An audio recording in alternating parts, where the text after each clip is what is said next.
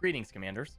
My name is Pathfinder, and we're back with our third and final episode in the Strike Spot miniseries, A New Age in Marvel Strike Force. If you haven't already, go back and check out videos 1 and 2 so you're all caught up on the latest news on this new age. Today, we're going to be covering the currencies and stores, so it's a big topic. You're not going to want to miss the last part of this interview. Don't forget to give all of your feedback and ask questions on our official Discord page, our Reddit, and our Facebook page. And we're going to answer those live on Twitch this Friday at 11 a.m. Pacific. We're excited to see you there. Let's go ahead and dive in to the last part of this interview. All right, well, welcome back, Commanders. We are in our third and final interview portion of this mini-series, A New Age of MSF. We kicked off in video 1, and if you haven't watched video 1 and 2, I would definitely encourage you to do so. They're not super long, but they are very informative. We've talked about the new age, what it means, how it's going to be beneficial to players. We've talked about the chapter structure and how that's going to work. And today we probably have what a lot of players are going to be most interested in hearing about, and that is seasonal shop and the store refresh, if you will. So I think, we start off with the stores have been really a hot topic in the community for a long time. So let's start by talking about what we're changing.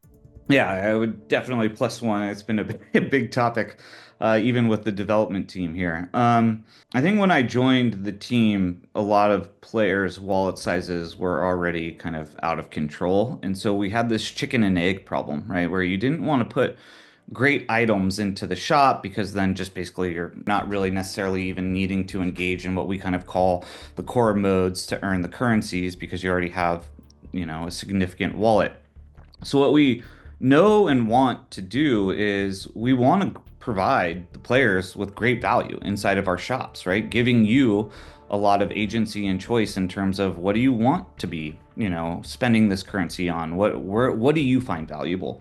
And so what we're going to be doing is creating kind of a chapter or a seasonal shop that will be around for the 3 months that chapter is, active, and you will be earning a new seasonal currency throughout that chapter. And as that currency you're earning or acquiring that currency, we're going to have great items inside of these seasonal shops. So think of things that are going to give you great value. So maybe the latest gear tier, training mods, new characters. And I mean new characters earlier on than we've ever put them into any shop prior, so that if you are someone who says, I really want that new Cosmic Crucible team, you can really spend a lot of this currency to try and power up that Cosmic Crucible team. We're trying to really just create agency for our players, which I think we've lacked for kind of a long time. But we also know that we need to kind of reset a lot of the balances, so to speak, that players have had for a long time. But within this new seasonal shop, you're going to be able to earn things that you've never been able to kind of earn in the game prior. Awesome. Well, you talked about a new seasonal currency. So where are you going to be earning this seasonal currency from? Yeah, so the seasonal currency, first and foremost, is through engagement only. We won't be selling this currency in any way, shape, or form. You will be able to go through what we call kind of the core loop, or a lot of the events inside of the command center, or global milestones, or just playing the normal core modes, right? Playing a raid, playing war, playing arena, playing Cosmic Crucible. You will start to earn this currency. And then throughout the chapter, as you're earning that currency, the shop is also going to be improving because new items will constantly be going into the shop. So the value of the shop itself from, say, month 1 of the start of a chapter is going to be great value, but by month 3, there's going to be even more exciting items inside of that shop for you to be able to purchase from. Awesome. So I guess my question, and probably on a lot of people's mind as well, you talk about how you're going to be earning these from War, Arena, Crucible. So what exactly is happening with those existing currencies, those existing stores? Yeah, so eventually, all of those currencies will be deprecated, right? We will stop giving those out. You'll start earning the seasonal currency. What we're deeming kind of the current currencies that you get. We're currently calling those internally the legacy currency. So eventually, what we want to do is create a legacy shop. So we're going to do a conversion for all of the currencies that you currently have. That'll be very beneficial to our players. We're not taking anything away from anyone. We want this to be something that you're really excited about, right? So that conversion is going to happen. So all of your existing currencies will eventually be converted into this legacy currency.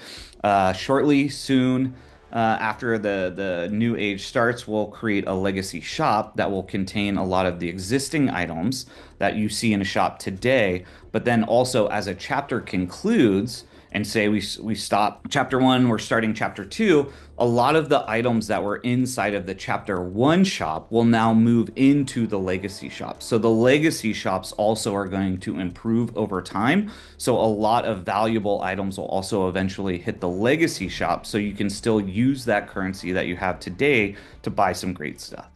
Okay, you talk about how the currency conversion is going to be beneficial. Can we give a brief, summary on how that's going to look? Some players might have millions of some of these currencies. Yeah, I think a lot of players have millions of these currencies. We're looking at each existing currency and trying to ensure that with every currency, we're not taking anything away from any of those players. As well as we know we're going to do something additional on top of, meaning once that conversion happens, we're also going to give you, X amount of an additional legacy currency so that you're earning something on top of it that you would not have necessarily even had. So let's just say, hypothetically, you have 5 million of these currencies, and you may walk away when we do the conversion with, 6, 7, 8 million of those currencies to ensure that you feel very good about the conversion rate that we're giving you as a player. You kind of talked about what happens at the end of each chapter. We kind of talk about how we're going to get a net gain for all of these things. I think really the only question we haven't answered yet is, when does this new age actually kick off? Yeah, the Age of Annihilus will start in May.